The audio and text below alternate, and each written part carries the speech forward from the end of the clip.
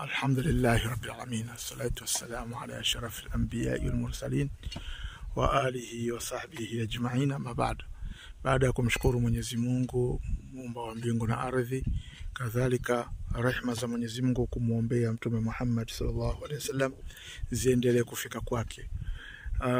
Ndugu, nafikiri siku chache nyuma kuna watu waliomba darasa kuhusu huu mti. Huu mti ni mti unaoitwa mpingo. Huu mti unaitwa mpingo. Nafikiri mnasikiaga ile hiki ni kisiku cha mpingo, wenye shoka wameshindwa na kuja na panga. Basi hao waliouliza maswali, asili yake ni huu mti. Huu mti ni mti ambao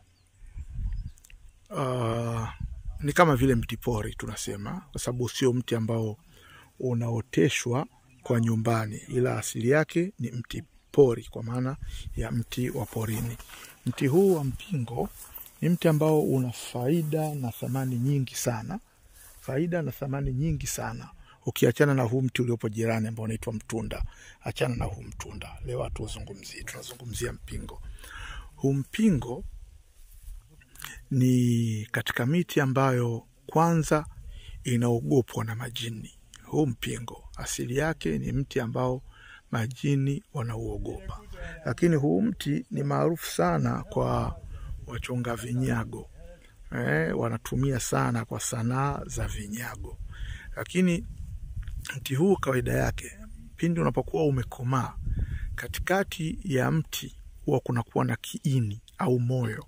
Ule moyo huwa ni mweusi, na ndio shughuli ya kukata mti uliokomaa mpingo inakujaga hapo, kwa sababu ukishakomaa huwa haudondoshi kizembe, shoka haingii. Huwa shoka inadondaga pale mpaka unakuja kuukata, basi umefanya shughuli ya ziada. Sasa tutazungumza huu mti katika faida nyingi. Kwanza, huu mti bahati mbaya huu bado haujafikia umri wa kuotea. Huu mti huwa una tabia ya kuotewa na mti mwingine. Ule mti ambao utakuwa umeotea ndani ya juu ya mti huu, basi mti huo huwa ni dawa. Tena dawa hiyo ni dawa hatari sana kwa ajili ya kutibua na kufungua maradhi ya kichawi pamoja na vifungo mbalimbali vya kijini. Lakini ukija kwenye moyo wa mpingo ama kiini cha mpingo, kiini cha mpingo, panga zake, kama utazichonga vizuri panga zake, ukachanganya na panga za mti uliotea juu yake, ukazungushia kwenye kona za nyumba yako ama kona ya kiwanja chako, basi mji wako hatoingia mchawi. Labda wengine hutumia pia kuzindikia hata zizi la mifugo.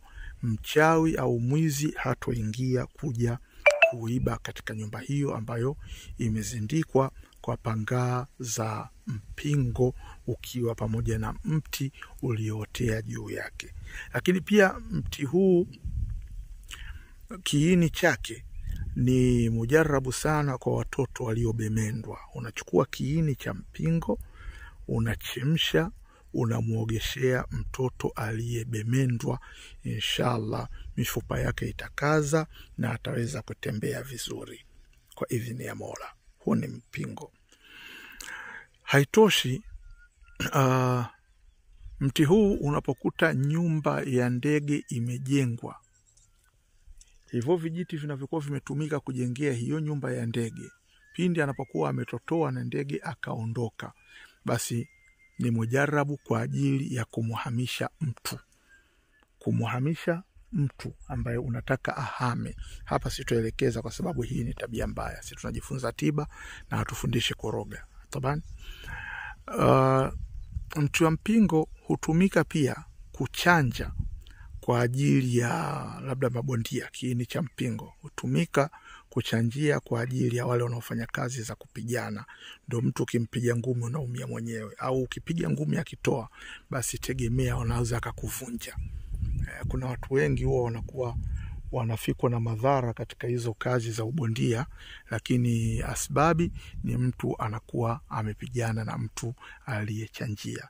Na pia kuna wengine ambao hutumia kufanyia chanjo kwa mtoto. Wanapomtahiri mtoto huwa anachanjiwa yule mtoto, kwanza anakuwa strong uume wake jalla jalalu jalla jalalu jalla jalalu, anakuwa strong sana. Alafu si hivyo tu, huyo mtoto inakuwa hapigwi kwa dhulma. Ukimpiga kwa dhulma, wewe uliyempiga lazima uumwe. Ukimpiga mtoto kwa dhulma, ndio maana hata walimu wanatakiwa wawe makini. Kuna watoto wengine huwa hawapigwi, sio kwa majumbani kwao, sio kwa shuleni. Mwalimu anatakiwa awe makini. Siku umepiga mtoto, umeona umelala hovyo, mwili unauma mpaka sijui unameza vidonge vya kukata maumivu, jua tu sababu ulipiga mtoto aliye na chanjo. Usitafute mchawi. Kwa hiyo unapozungumza huu mninga una mambo mengi sana, na ni moja ya miti hatari sana katika kutegua mitego ya kichawi. Ni mti hatari sana. Lakini bahati mbaya watu wengi wanapokwenda kununua kiini cha mpingo huwa wanauziwa pangaa za mkuyu. Sasa mkuyu ukiunguzwa moto unafanana na mpingo. Mkuyu ukiunguzwa moto huo unafanana na mpingo. Sasa unakuta watu wengi wananunua pangaa za mkuyu wakiaminishwa ni pangaa za mpingo, na hapo ndo penye shughuli na ndio patamu. Sio kama mpingo nini, mkuyu sio dawa. Mkuyu ni dawa sana, lakini unafosi. Tunapotaka mpingo iwe mpingo, tukisema mkuyu iwe mkuyu, haitoshi. Huu ni katika miti ambayo nyoka pia kupanda ni kazi hii miti. Kwa nini? Mti ambao hautambaliwi na nyoka siku zote huwa ni dawa nzuri kwa mwanadamu, tofauti na mti ambao unatambaliwa na nyoka. Na mti wenye kutambaliwa na nyoka, hata ukiukoka huo una tabia ya kutatalika. Ukiona umewasha mkaa au kuni, ukaona ule zinaruka cheche, jua kwamba huo mti ulitambaliwa na nyoka. Usitafute mchawi, rizika. Kwa mpingo kama mpingo ni miti yenye faida, japokuwa ni mali asili. Sasa hatuwezi kuzungumza mengi kuhusu mpingo, lakini kama utapata majani ya mpingo, ukapata na mlangamia uliotambalia kwenye mpingo, yani mpingo huo ukute mlangamia uliotambalia na mpingo, basi majani ya mpingo na majani ya mlangamia yote inakuwa ni dawa nzuri, tena kwa nyungu ya kufungua. Ni moja ya mujarabu kubwa sana. Alhamdulillah. Hebu tuje tuukague kama nani, si unapanga? Tuukague mninga hapa. Kuna mninga hapa.